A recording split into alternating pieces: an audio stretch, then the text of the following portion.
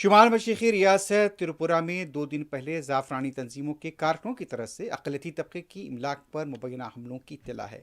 بتایا جاتا ہے کہ ایک عبادت گاہ کو آگ لگا دی گئی، کئی مکانات پر بھی حملے کیے گئے۔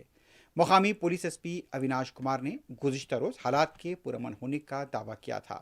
انہوں نے بتایا کہ تشدد کے کسی نئی واقعے کی اطلاع نہیں ملی ہے۔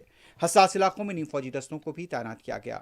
پولیس نے بتایا کہ تشدد کے واقعات میں 10 افراد کو گرفتار کیا گیا ہے۔ یہ اطلاع ہے کہ مندر کے چندے کے لیے مبینہ طور پر اصرار کیا گیا اور جب چندہ دینے سے ایک شخص نے انکار کیا تو پھر تشدد ہوا۔ ایک قبرستان، موٹر سائیکلوں اور ٹریکٹر کو بھی نقصان پہنچائے جانے کی اطلاع ہے۔